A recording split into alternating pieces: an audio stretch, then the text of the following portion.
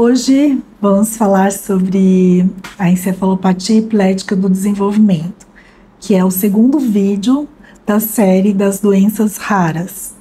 E eu gostaria de fazer uma breve introdução de alguns conceitos que são importantes para a gente falar sobre essa classe, que eu vou denominar como DE, que é em inglês Developmental Epileptic Encephalopathy.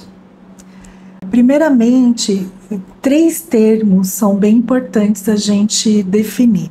Primeiro, a encefalopatia do desenvolvimento, a encefalopatia epilética e a DE, que é a encefalopatia epilética do desenvolvimento.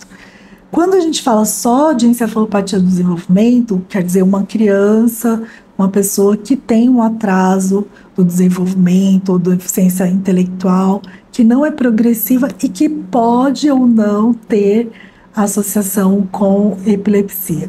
Por exemplo, uma criança que tem paralisia cerebral e que tem algumas crises associadas, que estão controladas ou que tem um ou outro escape. Isso pode ser chamado de encefalopatia do desenvolvimento. Uma criança que tem um autismo e que tem uma crise ou que tem algumas crises.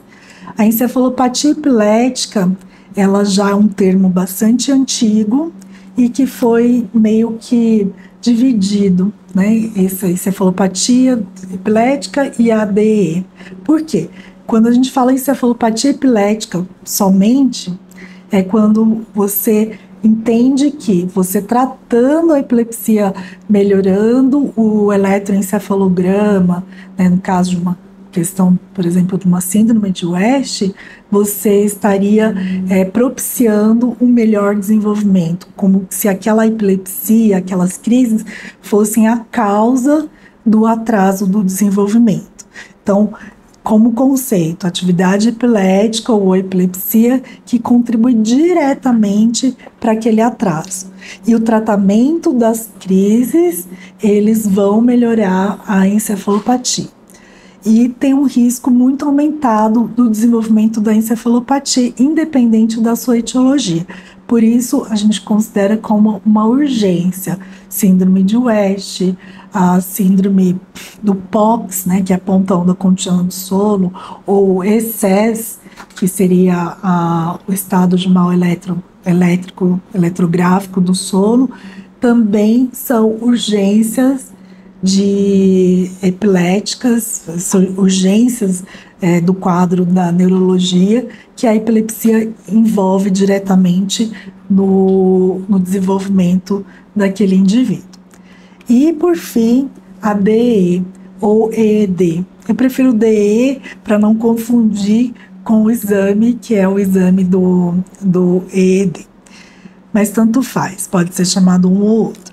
Então, o que quer dizer este termo? Então, este termo foi consagrado mais agora nesses últimos anos, em 2022 especificamente, quando este termo ficou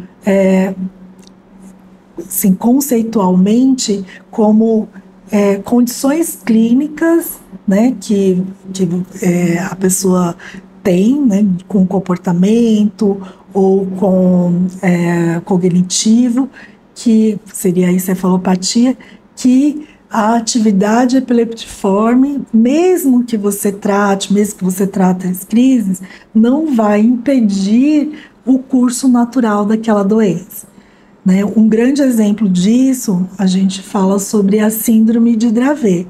Então, mesmo pacientes que estão controlados de crise ou que têm poucas crises, vão ter, né, sintomas, né, muitas vezes de autismo, de atraso cognitivo, ou que faz parte da etiologia.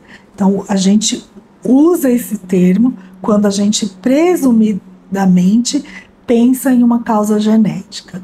Então, pensou em DE, a gente pensa em uma causa genética. Então, para fazer um resumo, né, acho que um termo prático, o paciente tem um atraso, tem epilepsia e que provavelmente seja genético.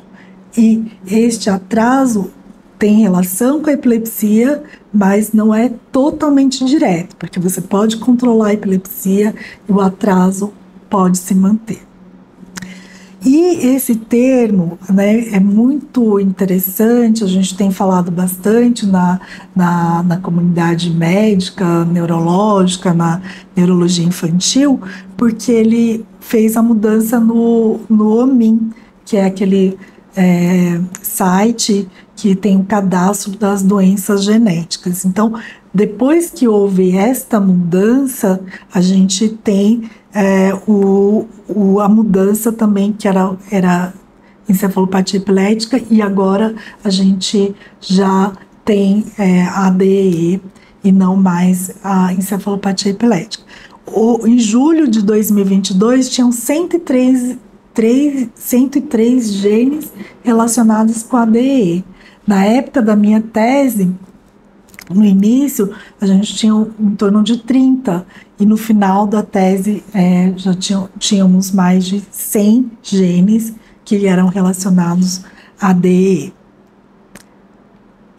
E neste gráfico a gente vê o quanto que evoluiu o conhecimento, né, principalmente na era depois do sequenciamento de nova geração, que é o exoma, os painéis. Então, tem um boom de doenças que não eram conhecidas. A gente conhecia até talvez o gene, mas não sabia que era relacionado com a DEE. E para a DEE, a genética foi extremamente importante, porque são o que a gente chama de doenças monogênicas, que um gene ele leva aquele fenótipo. O gene, por exemplo, do CDKL5, que deve estar por aqui, levando aqui o CDKL5 levando a encefalopatia, hoje bastante conhecida, em meninas, né, pode ter em meninos, mas muito raro, e com epilepsias graves, hipotonia, e que a crise vai mudando com relação ao tempo, né? Cada época muda um pouco o tipo de crise. Então, ela é bastante conhecida desde 2005, e hoje a gente tem maior conhecimento, inclusive, da questão mais das características clínicas. Temos o PCDH19, que é muito parecido com a síndrome de Dravet, KCNT1, que é aquela epilepsia focal migratória, e vários outros que vocês me perguntam, o SN2A, o 8A, né, que foram sendo reconhecidos aqui após 2000, com o advento do sequenciamento de nova geração. A gente tem uma divisão, né, que são para o nosso raciocínio mesmo. Então, são as DEEs de início precoce, a epilepsia da infância com crises focais migratórias, a síndrome epilética com espasmos infantis, a síndrome de Dravet e algumas epilepsias com etiologias específicas. Por exemplo, o KCNQ2, né, que hoje ele tem uma característica clínica mais específica, o CDKL5, o PCDH19, o SN1A, o Dravet. E outras na época mais após 2 anos de idade, né, as crises mioclônico-atônicas, que é a síndrome de Duse, Lennox, a síndrome de Landau-Kleffner e o estado de mal epilético com ponta-onda contínua do sono. Eu vou me ater com esses tipos de classificação de grupos, que foi o grupo que eu estudei na minha tese. E no próximo vídeo eu vou falar especificamente da síndrome epilética dos espasmos infantis.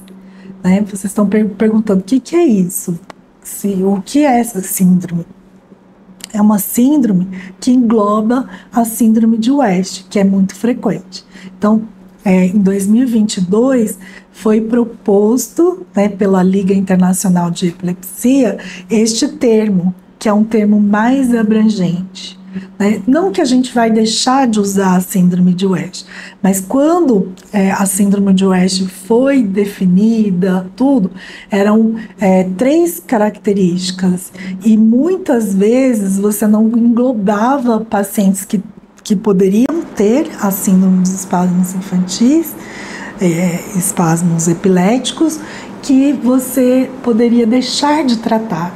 Então, o objetivo da mudança do nome não é porque o nome é mais bonito ou um nome maior, tal, mas que ele remete mais o tipo de crise, até a investigação, tudo, e também engloba um número maior de pacientes que podem beneficiar de um tratamento específico. Então, não deixem de assistir o próximo vídeo, que eu vou falar sobre a síndrome epilética dos espasmos epiléticos, que também engloba a síndrome de West.